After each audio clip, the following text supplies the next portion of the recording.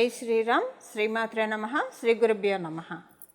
2024 సంవత్సరం ఆగస్టు మాసంలో ద్వాదశ రాశుల వాళ్ళకి, అలాగే ద్వాదశ లగ్నాల వాళ్ళకి ఈ మాసం యొక్క రాశి ఫలితాలు. ఈ మాసంలో గోచార గ్రహస్థితిలో యొక్క రాశి ఏ రాశుల్లో వాళ్ళు గతులై ఉన్నారు, ఈ విషయాన్ని మనం ప్రథమంగా తెలుసుకుందాము. వృషభ రాశిలో గురుదేవుడు అలాగే మంగళ్ వీళ్ళిద్దరు సంచారం చేస్తూ ఉన్నారు. 26వ తారీఖు వరకు కూడా ప్లానెట్ మంగళ్, గ్రహదేవత మంగళ్ వృషభ రాశిలోనే సంచారం ఉంటుంది. 27వ తారీఖు నుంచి ఆయన వృషభ రాశి నుంచి మిథున రాశిలోకి వెళ్తున్నారు. గురుమంగళ యోగానికి 27వ తారీఖు ఆగస్టు 27వ తారీఖున బ్రేక్ పడిపోతుంది. కర్కాటక రాశిలో సూర్యనారాయణమూర్తి సంచారము. కర్కాటక రాశిలో ఆయన 16వ తారీఖు వరకు ఆయన సంచారం చేస్తారు. 17వ తారీఖు నుంచి కర్కాటకంలో ఉన్న సూర్యనారాయణమూర్తి సింహరాశిలోకి అడిగడిపోతూ ఉన్నాడు. సింహరాశిలో శుక్ర బుధులు ఇద్దరు సంచారం జరుగుతోంది. బుధ భగవానుడు ఈ నెల 6వ తారీఖు నుంచి ఆగస్టు 6వ తారీఖు నుంచి వక్రగతిలోకి వెళ్తూ ఉన్నాడు. శుక్ర భగవానుడు ఈ నెల 24వ తారీఖు వరకు కూడా సింహరాశిలో సంచారం చేస్తూ 25వ తారీఖు నుంచి సింహరాశి నుంచి కన్యారాశిలోకి అడుగుపెడుతూ ఉన్నాడు. కన్యారాశిలో కేతు భగవానుడు సంచారము, వక్రించిన శనైశ్వరుడు కుంభరాశిలో సంచారము, రాహుదేవుడు మీనరాశిలో సంచారము. ఈ గోచార గ్రహస్థితుల రీత్యా ఈ మాసం ద్వాదశ రాశుల వాళ్ళకి అలాగే ద్వాదశ లగ్నాల వాళ్ళకి ఫలితాలు తెలుసుకుందాము. ఈ ఫలితాలు తెలుసుకోవడానికి ముందుగా ఈ మాసము గోచార గ్రహస్థితుల్లో ఏదైనా ప్రత్యేక అంశం చోటు చేసుకుంటుందా? ప్రత్యేక అంశం అయితే డెఫినెట్గా ఉంది. కథ ఈ మాసం చివరిలో ఏర్పడుతుంది ప్రత్యేక అంశము. 24వ తారీఖు తర్వాత నుంచి శుక్రాచార్యుల వారు ఎప్పుడైతే కన్యారాశిలోకి వెళ్తారో అది ఆయన నీచ స్థానము. అలాగే అక్కడ కేతు భగవానుడు కూడా సంచారం చేస్తూ ఉన్నారు. ఇది చాలా విశేష అంశం అని చెప్పుకోవాలి. దీని గురించి అంటే దీనివల్ల ద్వాదశ రాశుల వాళ్ళకి ఏమన్నా జాగ్రత్తలు ఉన్నాయా, ఇవన్నీ కూడా మనం ఈ వీడియోలో తెలుసుకోవడానికి ప్రయత్నిద్దాము. అలాగే సూర్యనారాయణమూర్తి తన సక్షేత్రమైన సింహరాశిలోకి 17వ తారీఖు నుంచి అడుగు పెడుతూ ఉన్నారు. ఇదొక ప్రత్యేక అంశము. గోచారంలో 2 గ్రహాలు వక్రగతిలో, ఆల్రెడీ శనైశ్వరుడు వక్రగతిలో ఉన్నారు. 6వ తారీఖు నుంచి బుధ భగవానుడు కూడా వక్రగతిలోకి వెళ్తూ ఉన్నారు. గురుమంగళ యోగాన్ని కలగచేసిన 2 గ్రహ దేవతలు గురుదేవుడు మరియు మంగళ్ వీళ్ళిద్దరూ కూడా ఈ మాసం 27వ తారీఖు నుంచి గురుమంగళ యోగానికి బ్రేక్ పడుతూ ఉంది. అంటే మిథున రాశిలోకి ఆయన వెళ్ళిపోయిన తర్వాత గురుమంగళ యోగం విడిపోతుంది. ఇవన్నీ కూడా విశేషాంశాలు ఈ మాసము. అయితే ఈ మాసం మొదటి 3 రోజులు ఇంకా ప్రత్యేక అంశం ఉంది. అదొకసారి నేను మీకు చెప్పి దీన్ని ప్రత్యేక అంశాన్ని మీ జన్మజాతకంలో ఉన్నా లేకపోయినా ఎలా యాక్టివేట్ చేసుకోవాలి ఇది కూడా మనం ఒకసారి మాట్లాడుకుందాం. చంద్రభగవానుడు ఈ మాసం 3 రోజులు, మొదటి 3 రోజులు కూడా అంటే ఆగస్టు 1వ తారీఖు నుంచి ఆగస్టు 3వ తారీఖు వరకు ఆయన మిథున రాశిలో సంచారం చేస్తూ ఉన్నారు. మిథున రాశిలో ఆయన సంచారం చేస్తున్నప్పుడు గ్రహమాలిక యోగం ఒకటి ఖగోళంలో చోటు చేసుకుంటూ ఉంది. ఎక్కడి నుంచి చోటు చేసుకుంటూ ఉంది? మిథున రాశి నుంచి స్టార్ట్ అవ్వలేదు ఈ గ్రహమాలిక యోగము. కానీ ఈ గ్రహమాలిక యోగము వృషభ రాశి మొదలుకొని కన్యా రాశి వరకు గ్రహమాలిక యోగం ఏర్పడుతుంది. మొదటి 3 రోజులు ఆగస్టు 1వ తారీఖు, 2వ తారీఖు, 3వ తారీఖు. ఇది చాలా ప్రత్యేక అంశము.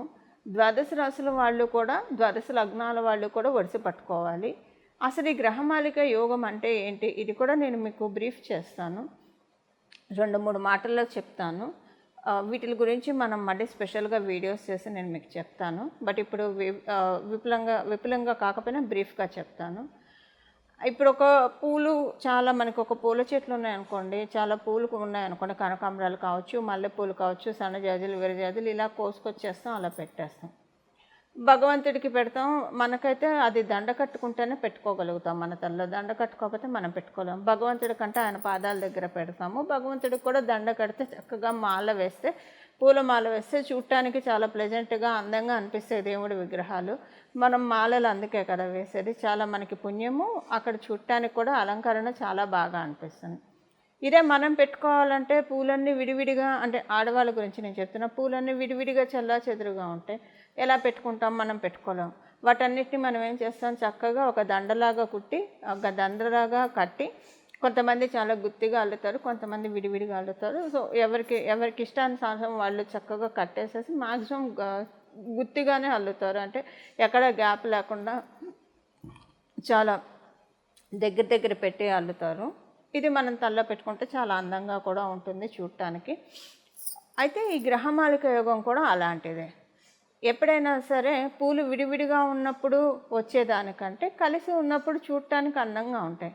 అలాగే గ్రహ సంపత్తి, ఈ గ్రహమాలిక యోగం అంటే ఇప్పుడు వృషభ రాశిలో, మిథున రాశి, కర్కాటక రాశి, సింహరాశి మరియు కన్యా రాశి, ఈ 5 రాశుల్లో కూడా గ్రహమాలిక యోగం ఏర్పడింది. ఈ 5 రాశుల్లో గ్రహాలన్నీ చక్కగా అలైన్ అయ్యి ఉన్నాయన్నమాట.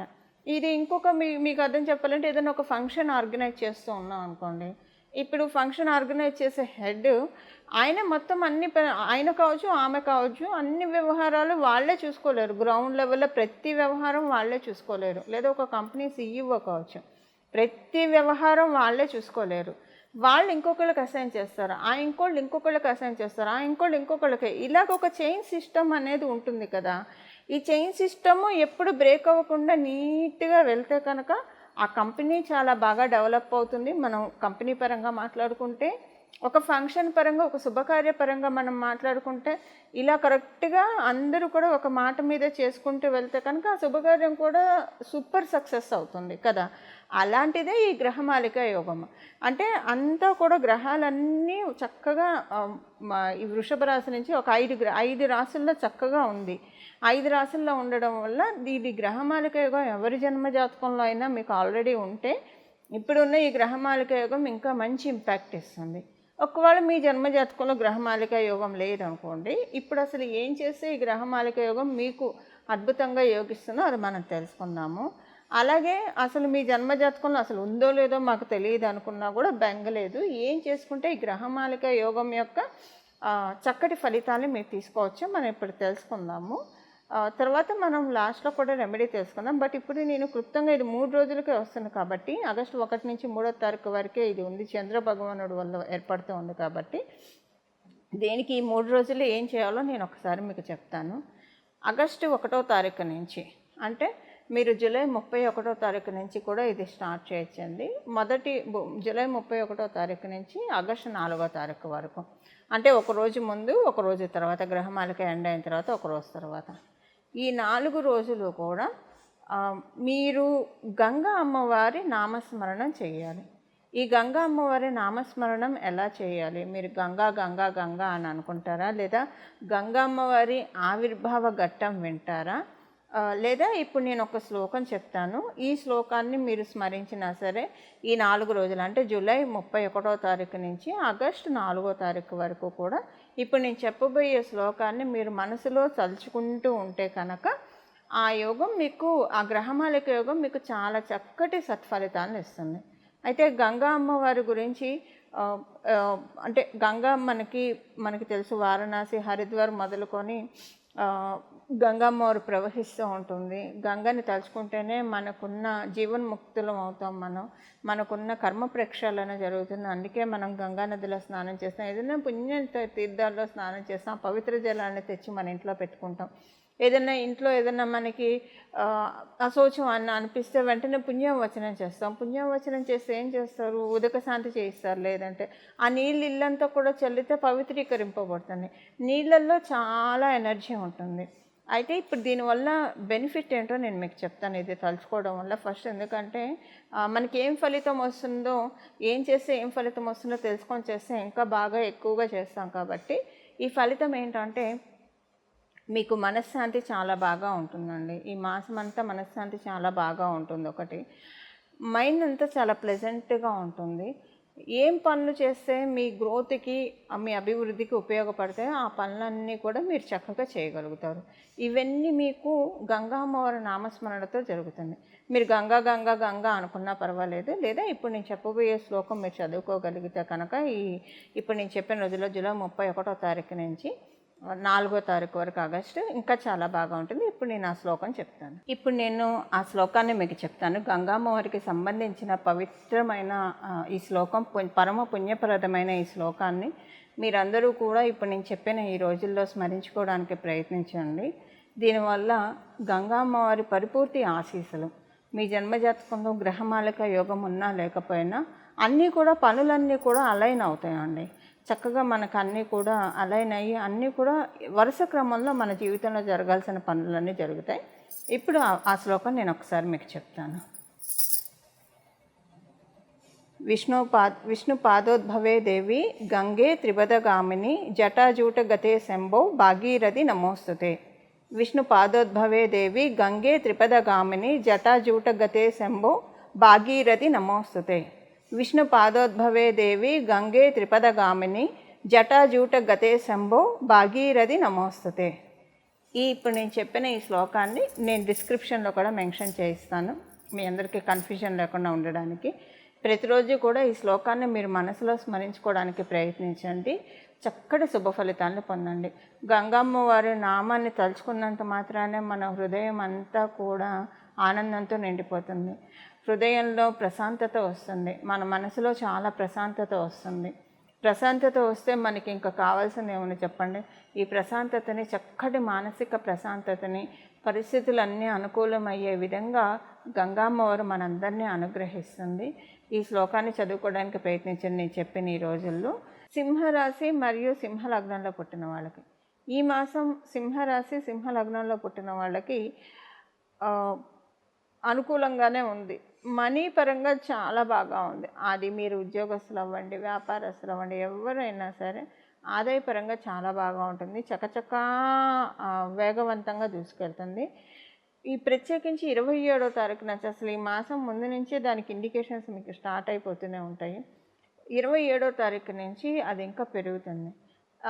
మీకే అనిపిస్తుంది, ఎంత ధైర్యం వస్తుందంటే డబ్బు ఇచ్చే ధైర్యం ఇంకేది ఇవ్వలేదు అని అనుకుంటారు. అంటే ఆ వర్డ్ నిజమైనా కాకపోయినా మీరైతే ఈ వర్డ్ మీరు తలుచుకుంటారు. ఎందుకంటే మీకు పరిస్థితులు అంత చక్కగా కండిషనల్గా వెళ్తాయి, అంతా కూడా చాలా ఫేవరబుల్గా ఉంటుంది. కాబట్టి డబ్బు విషయంలో మీరు డెఫినెట్గా ఈ మాసంలో ఎప్పుడో ఒకనాడు ఈ మాట అనుకునే తీరుతారు మనసులో. ఎందుకు అనుకుంటారంటే ఫైనాన్షియల్గా మీకు అంత అంటే ఇప్పుడు ఎలాగలాగా డబ్బులు రావడం కాదు, మన స్వశక్తితోటి, మన టాలెంట్ మీద, మన ఎఫిషియన్సీ మీద, మన క్యాలిబర్ మీద మనీ రూట్ అవుతూ ఉంటే అప్పుడు ఆ కాన్ఫిడెన్స్ లెవెల్ వేరే ఉంటుంది కదా, చాలా ప్రశాంతంగా అనిపిస్తుంది. So I'm money maker, I'm money magnet అని మనకి అనిపిస్తుంది. ఐ కెన్ అచీవ్ ఎనీథింగ్ అని. అలా అనుకోవడానికి ఈ మాసము సింహరాశిలో పుట్టిన వాళ్ళందరికీ అవకాశం ఉంది.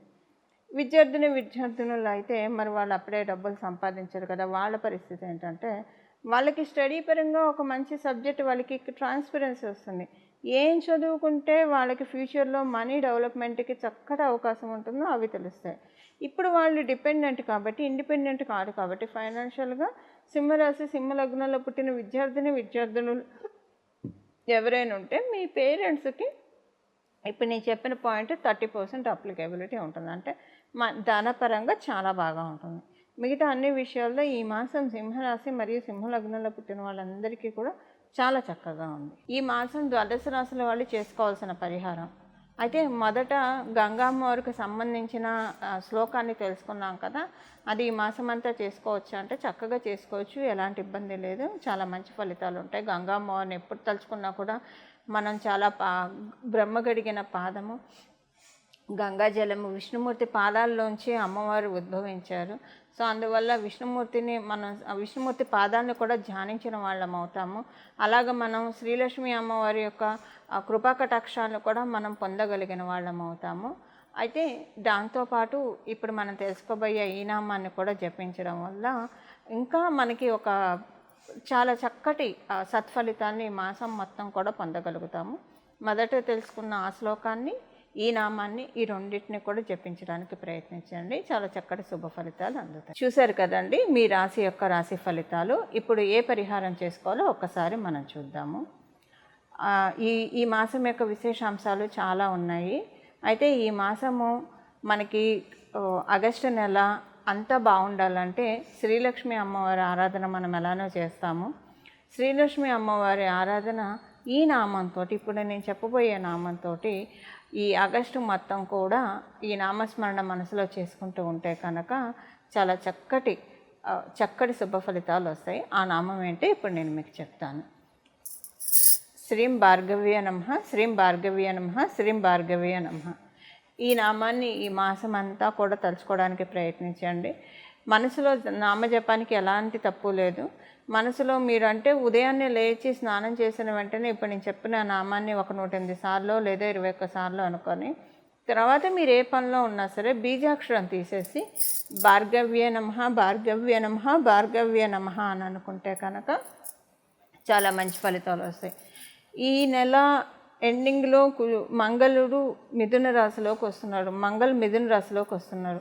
ఆయన మిథున రాశిలోకి వచ్చి మనకి చాలా బ్లెస్సింగ్స్ ఇస్తారు. ఆ బ్లెస్సింగ్స్ మనం యాక్టివేట్ చేసుకోవడానికి భార్గవ్యే నమః అనే ఈ నామాన్ని పట్టుకోవడం చాలా ఇంపార్టెంట్. సో ఈ నామాన్ని ఈ నెలంతా ఉపాసిద్దాము. చక్కటి సత్ఫలితాల్ని మనం శీఘ్రంగా పొందుదాము. మంగళం. నమో భగవతే వాసుదేవాయ.